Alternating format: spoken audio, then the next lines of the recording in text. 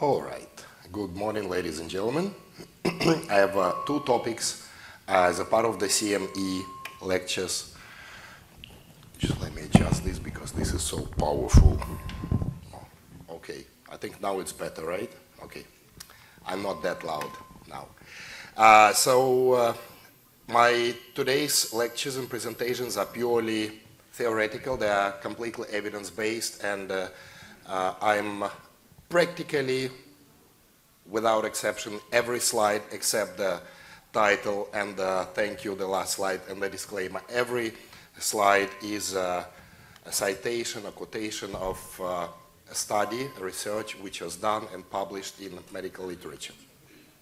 And the first one is titled Stem Cells from Petri Dish to Tissue Regeneration and Age Reversal, in which I would like to discuss the actual pathways and biological mechanisms of how the stem cells, progenitor stem cells, how they exert their regenerative properties, what is stemness, and how did it happen that cell therapy ended up being a medicinal modality, a treatment modality.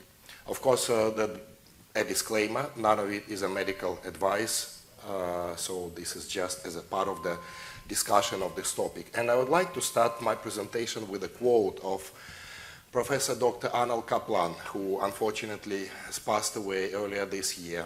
And the quote says, MSCs are not stem cells.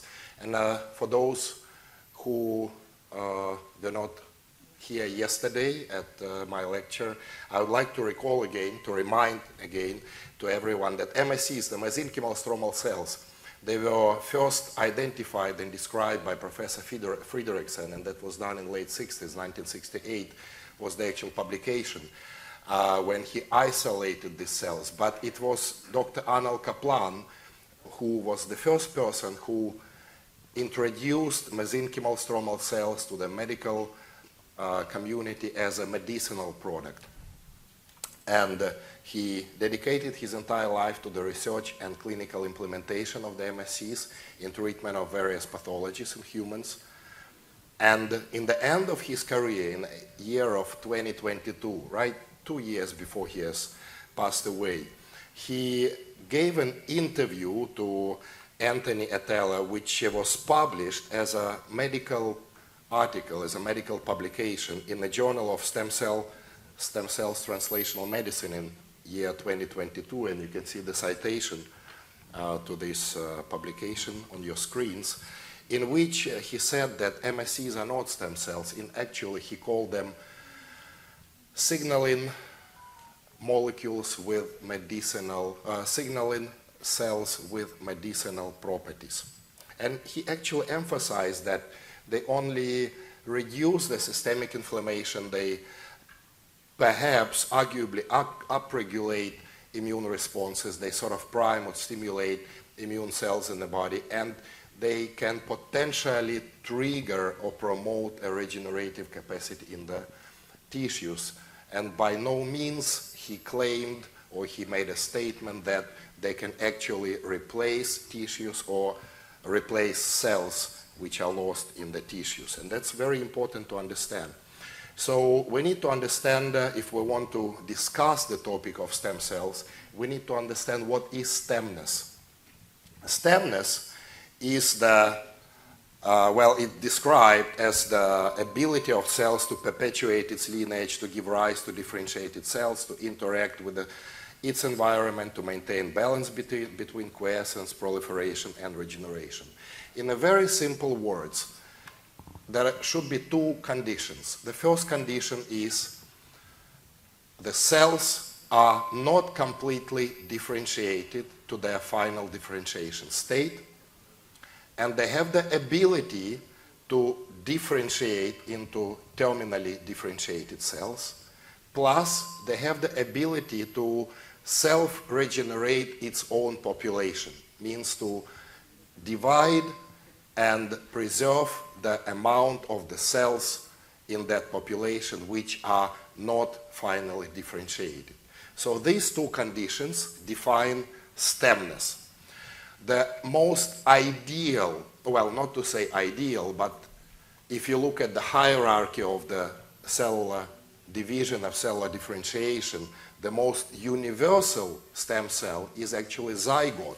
It's the female egg which is fertilized by a male egg, and that together it creates a zygote. So the zygote is that absolutely super totipotent stem cell that can differentiate or give rise to the cells that create. Can I have that pointer, please? That better one. Yeah, thank you very much. So the zygote is such a universal stem cell that it can differentiate and create cells of the organism, but in the same time it can create the innermost cells, the cells which will further form placenta, right? So it's an absolutely universal stem cell. And on every step of the embryonic and fetal development of all animal species, we preserve stemness. And we are even born with a certain amount of stem cells present in different tissues and different parts of our body. So the idea, the medical idea, what the healthcare system or the medical community has come up with, why don't we use the same natural biological, biochemical processes that happen in the natural condition that God and nature have created? Why don't we just extrapolate that to medicine, and we'll try to replicate what is happening naturally in a medicinal or medical setting, yeah, and try to regenerate tissues by replicating what the nature has created. In the same interview, Professor Arnold Kaplan, or in the same article, he didn't just make a statement that, oh, you know, I was wrong, MSCs are not stem cells. He gave a very detailed explanation. And I would like to give the two quotes from Arnold Kaplan himself that cannot speak better for itself. He said, or he has written, I erroneously presume that mesenchymal stromal cells would and could provide replacement cells for those cells which were at the sites of injury or the sites where mature cells had naturally expired. It is clear that MSCs are not multipotent and cannot differentiate inside the body into mesenchymal phenotypes. We now know that, in other words, he actually said that what we were observing, what we are still observing, and what he was observing for 50 years in the laboratory, in the Petri dish, does not happen in vivo. What is happening or occurring in vitro has got nothing to do with what's happening in vivo. And if the cells can differentiate in a Petri dish, when lab technicians or the biotech scientist is adding on different growth factors, manipulating the microenvironment, and directing their further differentiation, when cells are implanted into the natural condition, the same processes that are seen in the Petri dish are not happening. Or even more, we now know that every tissue in the body, without exception, has intrinsic tissue-specific committed progenitors that are limited in their differentiation capacity. Thus, the heart progenitors can only form heart myocytes, kidney progenitors can only form cells in the kidney, and the blood cell progenitors, which has been called the hematopoietic stem cells, and he continues, can create all the forms or whatever types of the blood cells. In other words, it's not only in vivo or after engraftment or implantation or transplantation or administration, call it, or delivery, call it as you wish, into the body, the same mechanisms that happen or supposed to happen in natural conditions also do not happen. Yeah, so it's impossible to actually hope that with the aim of the extreme undifferentiated or unipotent cells, and frankly speaking, the iPSCs also fall into the same category. They just do not follow the same pathways that we observe in a lab condition in vitro or what is happening in nature. So he mentioned progenitor, or aka also known as precursor stem cells. Yeah, and it means that every tissue, every cell present in any tissue or organ in the body has its own type of progenitor. And those progenitor cells, they are committed on their differentiation pathway. They cannot redifferentiate, and it's impossible to guide the differentiation of the cells into a different type of cells or to reverse differentiation after their transplantation. And in a way, it also completely solves the problem that 25, 30 years ago we had with embryonic stem cells, because the embryonic stem cells, after they are implanted into the body, they just chaotically grow and multiply, and they form teratomas, not always malignant, mostly in about 60% or even more, they form benign tumors, but still these are tumors, yeah? So they form benign tumors, which unipotent progenitor or precursor stem cells have got no ability to create those teratomas or those embryonic tumors at all by default, yeah? So it makes them an absolutely universal and ultimately safe cell therapy product that can be used for tissue regeneration. Another notion that's very important to understand in the context of our today's conversation is the stem cell niche. Thing is, in our body, stem cells are not just dispersed equally throughout the tissues or in the organs, they're accumulated in a specific areas which are called stem cell niche. The bone marrow would be one of the examples. The hippocampus, if say we take brain, even when I went to the medical school in the 90s, we were taught that the brain is a postmitotic organ. Now we know that it's not the fact. Now we know that there is a neuroplasticity, and there is an area in the brain which can be considered to be the niche for the neural stem cells, which is called hippocampus. It's producing up to 800, 900 neurons, even at the age of 90 years old. When I went to medical school in the 90s, we were taught that heart is a postmitotic organ, and many of us until now think that there is no cellular replacement of the cardiac myocytes throughout the life. But only thanks to the Olaf Bergman and his work with the C14, he has proven that there is an annual turnover of the cardiac myocytes. It's initially is quite significant for what's supposed to be a postmitotic organ. We're talking about 2% per year only, and that is up to the age of about 25 years old. And after the age of 25 years old, it's 0.4% per year. That low of the capacity of the heart to regenerate itself. But at least it gives the idea that it's possible to regenerate.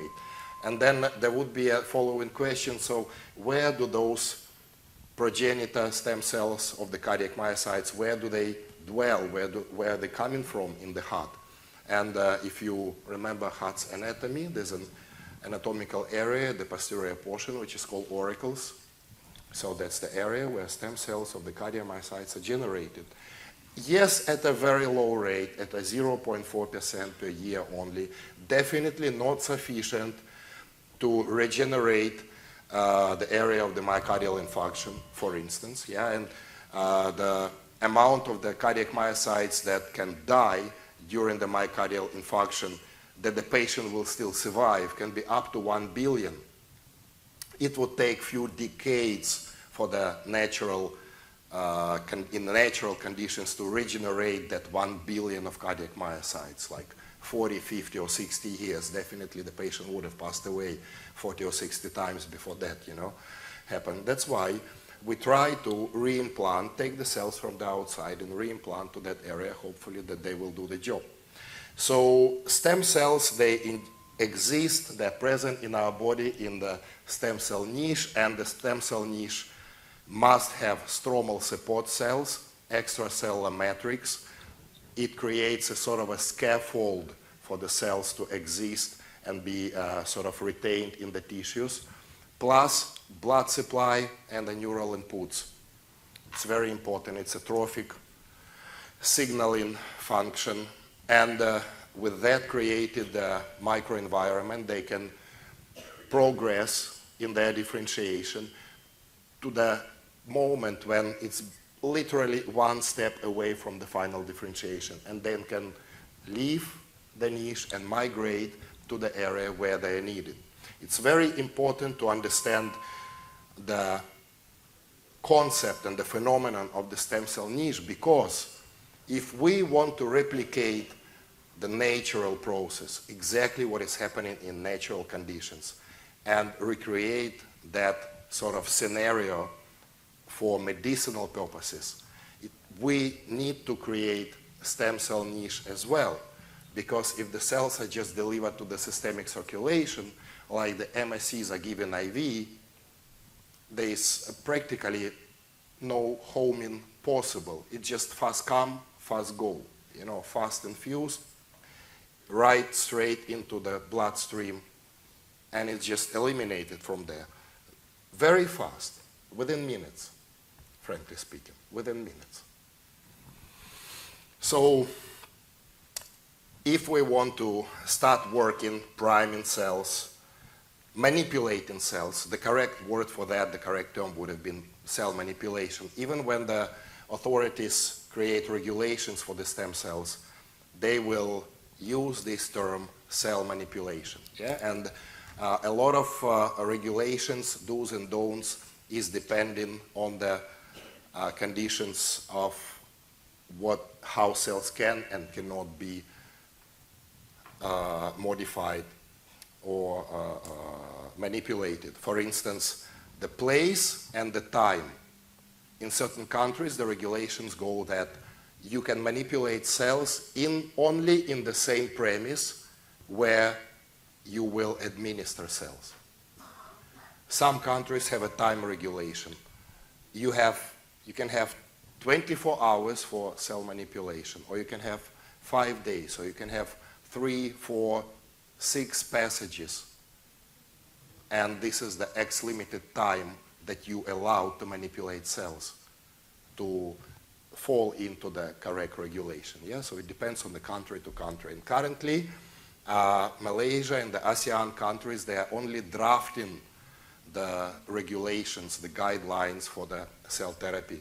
And actually, nowhere in the world, and hopefully that when it's done here, actually the Malaysia and the ASEAN countries will be one of the pioneers in regulating cell therapy and cell therapy products and stem cells and all, because in most of the countries in the world, it's not done. So if we want to manipulate cells, we need to have a source of the cells. And you can see here, there's so many different sources of cells. You can take it from the bank, you can take it from different companies, vendors who work and supply the pharmaceutical industry with different xenogenic tissue materials or cellular materials, which are further used for the creation of biologicals, even vaccines. Any company in the world, pharmaceutical company, that is dealing with the xenogenic material or cellular material, they must have a specific supplier which is approved by the Food and Drug Administration. Usually that is coming from the country USA. So these are possible sources, and here are the conditions, that the cells should correspond to in order to be a cellular source approved by the authorities. And safe, of course, safe for use and application. On top of that, there are different guidelines, and we also look at the guidelines which are almost more than 20 years ago from Europe regarding the infectious disease prevention, and also to make sure that there is a low or possibly absent immunogenicity to the cell transplant. And for that purpose, there is a patented method of primary tissue culture, which creates ideal environment for the growth and the propagation of a specific lineage of cells, while other type of cells are not grown. And that is done in an absolutely controlled environment to make sure that there is no contamination, no viral, bacterial contamination, as well as no contamination with prions. It's very important to make sure that the source of the cells is clean from genetic abnormalities. Okay, and it's also very important to follow up with different markers, and look for the abnormal cellular growth while you are manipulating cells throughout the passages. Yeah, and ultimately the cellular culture that is produced, these are cells which are still in the fetal stage. They're still preserve stemness, they can self-replicate, and they have only one option of a final differentiation. These cells also extremely active in terms of the metabolism. It means that they have the ability to grow, migrate, and survive and create cell-to-cell contacts in the suboptimal condition, in the conditions of hypoxia, in the condition of the acidosis, in the condition when there is an inflammatory process, and also literally in the old or aging sick organism. And these cells also possess a very high biological properties. In other words, they can produce molecules instantly, even after engraftment, and that evidence is available that they're active even within 24 hours, even before they perform homing. One of the best works about that is on the hepatocyte transplantation that's coming from Japan, when they detect xenogenic albumin in the central circulation of the patient within the first 24 hours after the implantation into another anatomical site, not in the liver. So even before cells started migration, they already start performing their function, for instance, synthesis of albumin. And last but not the least, but is what very, very important, is the low or no immunogenicity, or at least low immunogenicity, just to make sure that these cells they haven't developed the full array of receptors that would cause perhaps either graft versus host disease or any hyperacute rejection reaction. And the studies show that these cells, they are immune evading, so immune system, they are immune privileged even in a way, and even when the cell count of the engrafted cells goes by billions, there is not only absent hyperacute rejection reaction, but even the lymphocyte infiltration of the site of the implantation is very, very minimal. And we have that from multiple studies, even on the intra-omental implantation of the pancreatic islet cells, for instance. There's also another very important question to understand, is that stem cells, they do age. Stem cells can potentially age even in the Petri dish. If you will do a lot of passages, then the cells will accumulate certain genetic alterations and all. But even the in vivo, in the aging person, if you procure autologous stem cells, these cells by no means will have a zero age. The stem cells of the person have exact same biological age as the person has. They also, unfortunately, become a subject for systemic aging. Even the stem cell niche is aging. The extracellular matrix, the neural inputs, everything is aging, and the stem cells inside the body, which are present, they also develop, not only reduce their amount, but they lose their regenerative qualities.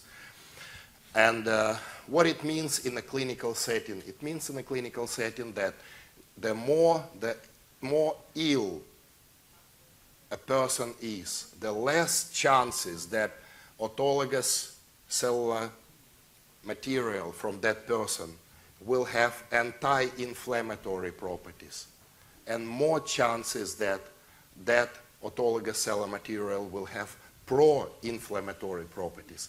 In other words, autologous cell therapy has got risks of making the situation even worse than it was before. It's one of the, I literally had to go for the show. It's a younger version of me. okay, for the postdoctoral study and try and culture these cells.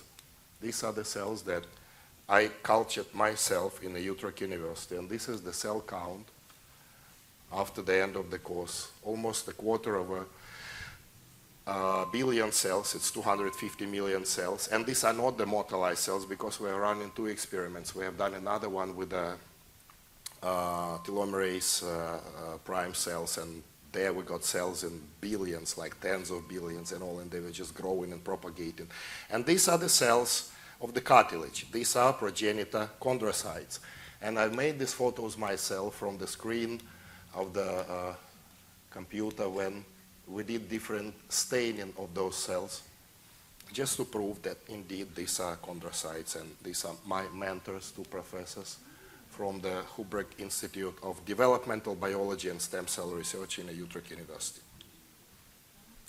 And that's how the vials of the progenitor or the precursor stem cells will look in the end. So you see this pink color is a culturing media. Well, it can be anywhere from at least 3 milliliters, 4 or 5 milliliters. And then the bottom there is tissue clusters, 1 to 2 grams of different tissue clusters. And then you need, of course, to have the report which will say, what is the cell count, what's the percentage of the cells that are alive there, or cell viability, cellular morphology, presence or absence of the cellular contamination, pH, yeast, and so on and so forth. And then, of course, we need to have an actual imaging of the cells, yeah, to visualize them in different types of staining, whether it's a mitotracker staining or just whatever, GIMSA or any type of it. And that's how the cardiac myocytes look like. Yeah, and you will see how the cells will look like in a Petri dish. In a test tube, in a Petri dish in a test tube. And that's how they look like at the staining. Our renal precursor stem cells, or the neural progenitor stem cells. Next step would have been the patient or recipient selection. A crucial, absolutely crucial moment. First of all, because unipotent progenitor stem cells, they create a unique opportunity when a stem cell practitioner can create an absolutely individualized, targeted cellular prescription for every person, depending on the type of the underlying pathology or conditions that a person has. Of course, we understand that there's a systemic inflammatory or the senescence-associated secretory phenotype, or in other words, immunosenescence and chronic low-grade inflammation that are driving all the age-related degenerative conditions. And then whether it's the heart failure or the cardiomyopathy, or whether it's the COPD, or whether it's any neurodegenerative or the macular degeneration, or the osteoarthritis, depending on the underlying conditions, and usually it's not a one condition, it's the entire range, the spectrum of different conditions that every person has. You can create an individualized, personalized prescription of the stem cells, so which organs exactly we want to target and which tissues exactly we want to regenerate. Unipotent progenitor cell therapy opens that opportunity more than anything else. And here how it goes, yeah, basically the entire roadmap, starting from the sourcing or the procurement of the stem cells, harvesting them, primary culture of the stem cells, in other words, expansion of the volume, and in vitro culture proliferation. Then once the stable culture is obtained, safe and stable culture, it is prepared into the actual medicinal product that is delivered to the patient and is implanted to the patient to promote regeneration with a further recovery. And of course, if we want to achieve a tissue regeneration with a possible further recovery, we need to replicate all the steps that are happening in natural condition, including the implantation into the stem cell niche. in that stem cell niche, the cells will still continue self-renewal, and from there, they will migrate and differentiate, complete their differentiation in the tissues which they are meant to be, or in the target organs or target tissues. Yep, this slide it illustrates it all.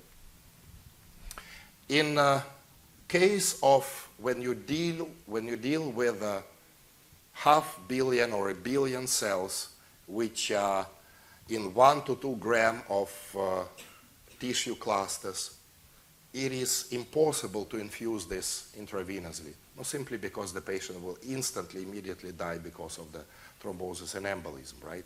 Because it's thick, it's literally like organoids. So it has to be implanted into the stem cell niche, which has extracellular matrix, which has neural inputs, right, and which has the blood supply. The muscle tissue is one of such areas. It can be implanted into the liver. Liver has got blood supply, has got neural inputs. Muscle tissue, lean muscle mass, it has the very extensive vast blood supply, neural inputs, and it has a perfect extracellular matrix. It has a lot of the cells that are creating that scaffold where any medicinal product, whether it's an oil, any depot, or it's a cellular culture together with the culturing media, can retain for days and still be alive because it is well oxygenized and it's well supplied with blood, and it also has the ability to migrate from there. I'm going to show you that in a minute. Yeah, so from that niche, we hope that the cells will perform all these functions, such as the homing to the site of the inflammation or injury, regulate immune responses, regulate blood vessel growth, or in other words, promote neoangiogenesis. Why? Because it is half of the job if you regenerate tissue. But what's the point of regenerating tissue if you haven't restored blood supply to the newly regenerated tissues? For that purpose, the neovascularization is very important, and it will further reduce scarring, prevent premature apoptosis, and will secure the actual tissue regeneration. Please read either some of these publications that we have done or the books on this topic that describes it all. So from the stem cell niche, they can sort of survive and multiply there. Then they need to home. They need to leave the site of the implantation, and they need to migrate to the site of the injury or the site of the disease or the site of the inflammation or hypoxia or acidosis or whatever. How do they do it? Because they follow the call, right? The call of the wild. Because there is a signal in molecules, chemo that provide the chemo attraction, or the chemokines and interleukins, which are secreted or excreted by the damaged cells in that particular organ which is diseased. And they act as chemoattractors, as a signal in molecules for the stem cells, because they share the same set of receptors. So there's a tissue and cellular affinity, of the progenitor cells to the recipient's cells. And that mechanism, the entire pathway, it's very well described on this slide, ends up here. How is that happening? Again, very simple. Same as it's happening in an actual natural condition. Cells leave the niche, stem cell niche, they join systemic circulation here. Then they start rolling arrest, slowing down, precipitating on the vascular wall. They will migrate through the endothelium and will end up of the endothelial of the tiny blood vessel, a tiny capilla, just one layer of endothelial cells in a close proximity with the injured organ, and migrate there. So another thing, of course, that medical community and scientific community, biotech community have to improve constantly, and which is at this particular moment is very, very far from perfection, other strategies to improve homing. And it's different types of administration or the delivery methods. It's been argued so many, which one is better. Maybe some delivery method is less effective in terms of delivery, but it's safer than another one, so it allows to use that more frequently, more repeatedly. Or genetic modification, we use the knockout gene sometimes, you know. There are still people, unfortunately, who ask questions. There's two types of questions that I can't really understand. If it's coming from the doctor, the person who went to the medical school, you know, when I hear this kind of questions, I actually begin to question whether the person has really went to the medical school or just used the Photoshop, you know, to print their degree. So the first question is, how do the cells migrate, you know, and all this?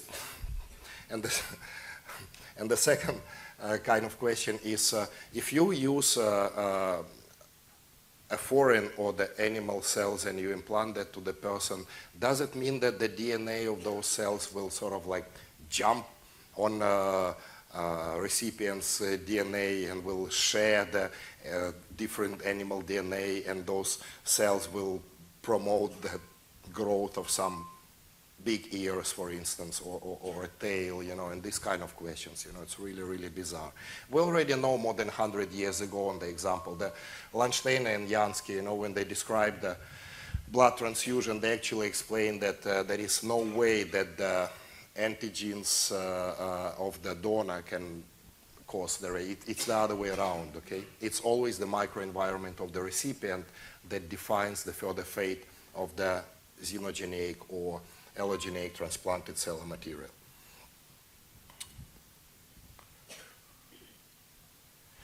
The question also very often comes, and then again, it's not about the DNA, it's just about the ability of the cells to express the growth factors and ability of the cells to produce molecules. And the final molecule that is produced by, there's a very interesting chart, you know, the comparison of the hemoglobin starting from the fly or a bug, ending with the chimpanzee and the human. And there's at least 95% resemblance, actually. So another question that comes very often is, how do the cells go through the blood-brain barrier? It's impossible to go through the blood-brain barrier. Well, it turns out that there are specific molecules which are called integrins, specifically alpha-4 beta-1 integrins. And on the model of the autoimmune encephalitis has been very well demonstrated how cells, not only progenitor cells, but a fully differentiated cell, a huge immune cell can even pass blood-brain barrier. And now we know that there are different treatment modalities that can open up or increase the permeability of the blood-brain barrier for a short while, and hyperbaric oxygenation and transcranial electromagnetic stimulation are one of it. We've described in one of the earlier textbooks that it's up to 15 to 20% add-on to the permeability of the blood-brain barrier within a day when you do hyperbaric session and the transcranial. So yeah, cells also, perhaps not 100% of course, some fraction of the cells, but they do cross the blood-brain barrier. We have radionuclide studies which were mostly done decades ago, 50s, 60s, and 70s. In the late 70s, most of the studies have finished. And those studies, and it's all published, they have demonstrated that there is this from 48 to about 72 hours that about half of the cells will leave the area of the implantation and will be detected at the area of the organ damage or in their target organ. Some slides. This is a distribution of the immune cells in the patients with osteomyelitis and diabetic foot. And please remember that these patients are the patients with the concurrent peripheral artery disease. And still, even with the blocked arteries, the cells end up where they're supposed to end. There's some radio-labeled animal studies here, and it's all published. They're not doing this kind of experiments anymore because it's very difficult to get approval for this nowadays, you know, in the modern scientific environment. And also, what's the purpose of repeating the experiments that we already done 30, 40, 50 years ago? This study is published by Ryuta Nishitai in the liver transplantation.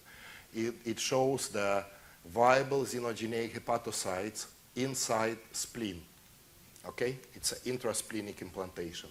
And then they were sacrificing animals every day for the first 3 days and checking, sort of observing the amount of the cells, comparing it in spleen and in the liver. And day after day, the cells in the spleen, the amount would drop and more cells would appear in the liver. In the same time, they've also detected xenogenic albumin being produced and detected in systemic circulation within the first 24 hours after transplantation. Another very interesting evidence from an extremely rare and it's a very elegant and beautiful clinical trial that was done on 12 patients with Parkinson's, and these patients underwent xenogenic progenitor neural dopaminergic cell transplantation for 12 patients with Parkinson's disease. Unfortunately, after 9 months post-transplantation, one of the subjects passed away because of the pulmonary embolism, which was not related to the stem cell transplantation. On the same note, the same person, he was a 69-year-old gentleman, he had a 15 years history of Parkinson's disease, and he actually demonstrated a dramatic recovery from the Parkinsonian symptoms, but he passed away because of the acute pulmonary embolism 9 months after that. Because he was a subject, one of the volunteers for the clinical trial, of course he underwent the full autopsy, and they wanted to know what's happening in his brain. So they checked his brain and they found the CD44. The CD44 is the antigen, it's the marker for the cellular stemness. It shows that these cells still have the stemness, they can self-replicate 9 months after the transplantation.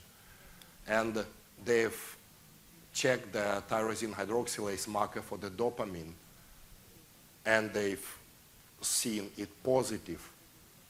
And this is a marker not for the human dopamine, it's the marker for the xenogenic dopamine. Cells transplanted into patients survived for 9 months. Then they produced this neurofilament 70 xenogenic antigen, which proves that the cells have created a cell-to-cell communication. And actually, it is demonstrated on this particular slide. It's a microslide, microphotograph. The cells created a cell-to-cell communication with patients' own cells, and they start producing xenogenic dopamine that reduce the Parkinsonian symptoms in the recipient. And they still preserved certain amount of stemness, means the indication that we are not done yet, we are still going to survive here for some time, even after 9 months after treatment. There's another meta-analysis from Italy. I would just like to quote a little bit. Neural stem cells can safely survive in the brain and have a potential to be used as a replacement therapy after a neurological injury such as a brain stroke. They also show a functional recovery from Parkinsonian symptoms, ability to survive, migrate to lesion areas of the brain for up to 7 months. They differentiate into dopaminergic neural fibers in close association with host neurons and express the glial cell-to-cell derived neurotrophic cell factor and may provide protective support to dopaminergic neurons. What else would you need as a medicinal product? It's basically leaves no room for use of the drugs after that.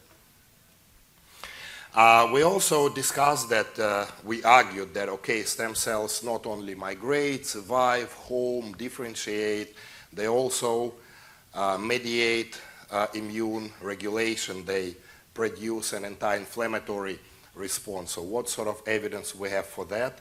There's plenty of articles. I particularly have chosen this one, and because it has this very nice illustration, it explains that how progenitor cells, how stem cells overall, through which pathways do they influence absolutely all immune cells, whether cells of the innate immune system like NK cells, dendritic cells, or cells of the adaptive immune system such as the T and B cells.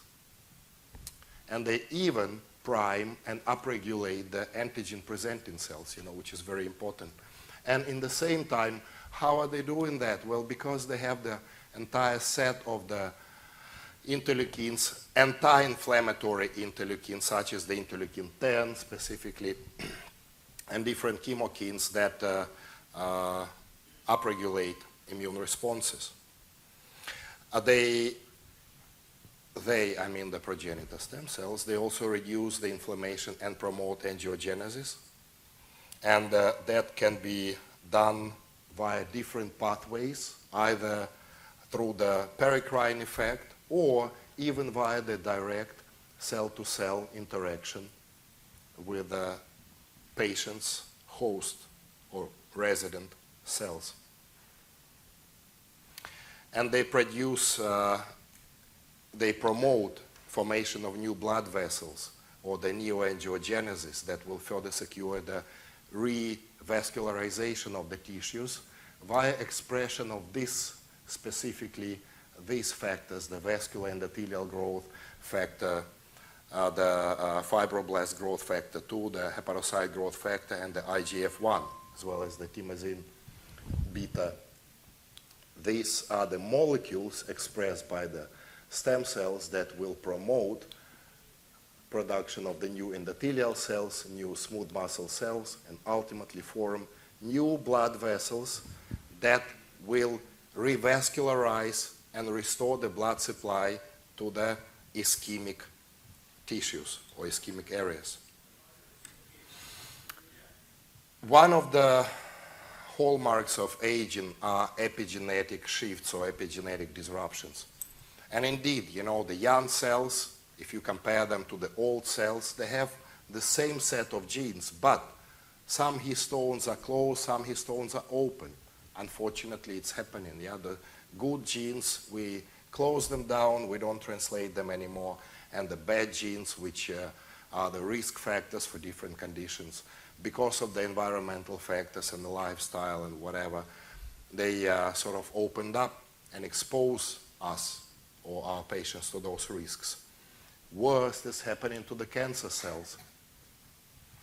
And unfortunately, these epigenetic changes in the human adult organism are also creating a negative impact on the host stem cells. And the host stem cells not only become aged, but they acquire certain epigenetic properties that make those cells carcinogenic cells.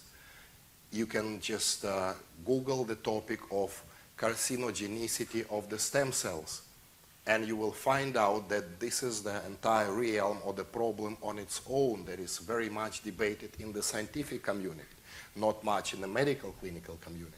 Yeah, but it's a big problem. So it turns out that not only fetal precursor or progenitor stem cells have the ability to retain and preserve that absolutely naive epigenetic status throughout multiple generations after transplantation, but they also have the ability to alter and change the microenvironment in the host tissues and sort of repair the dysregulated methylation of the DNA in the tissue, thus providing a direct reversal of the biological age of the tissues that those cells are regenerating. Another very important hallmark of aging is impaired autophagy. Unfortunately, as we age, our cells lose the ability to clean themselves. They accumulate lots of junk, cross-linked protein in the lysosomes, and that's bad. It's huge garbage bags. Okay, it's one thing that it's accumulated in the cell or in the tissue and just poisoning its cells or tissue. But I think Dr. Olha mentioned today that those garbage bags can be actually expressed from the cells in a form of the extracellular vesicles and they will cause the entire systemic negative effect on other tissues. They will promote the inflammation in other tissues. Stem cells have that intrinsic potential to upregulate autophagy, tremendously upregulate autophagy. Not only they preserve the ability to perform autophagy in their own population, but they will change the entire microenvironment in the tissues which they will host or home to. And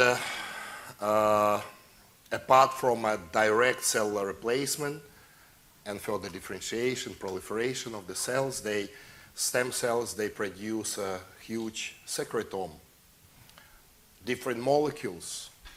So we all talk about the exosomes, or extracellular vesicles, or the peptides, but do you know how many biologically active substances are we talking about? Well, again, the Japanese have tried to put a number on that, and they said, well, it's going in thousands.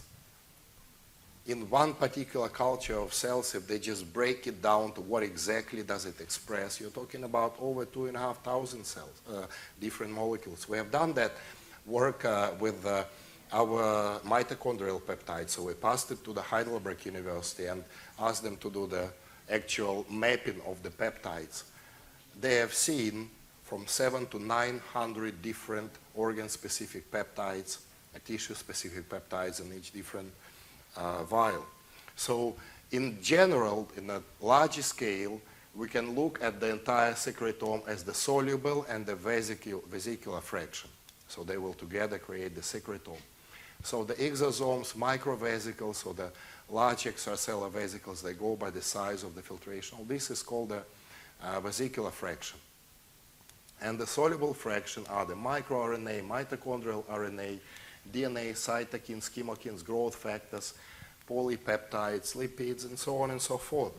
These all are biological substances with beautiful properties, absolutely naive, as it should be in an organism, newborn organism with a zero age. And they will promote the direct stimulation of the cell, proliferation, migration, immunomodulation, stabilize the antioxidative protection, and provide the anti-apoptotic and anti-senescent effects. Guys, you need to plug in power supply, please, here, because it's going to shut down in a few seconds. And then the question comes, so how actually this homing is possible? Okay, for instance, we can imagine that, yeah, this one, battery is going to die. For instance, we already described ourselves that the mechanism how the cells can home. They can home because there are antennas there, right, the receptors. We all understand that. But how can the peptide find the way to the organ where it's supposed to perform its function?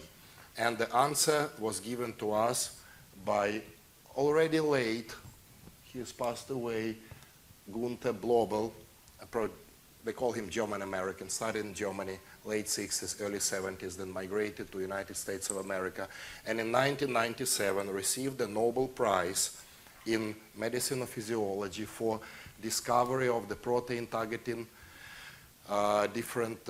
detected by signaling sequences. It's a quote that he actually discovered that proteins secreted out of the cells contain an intrinsic signal that governs them to and across membranes. He called that the zip code sequences. In other words, every peptide has a specific sequence of amino acids that is something like a zip code.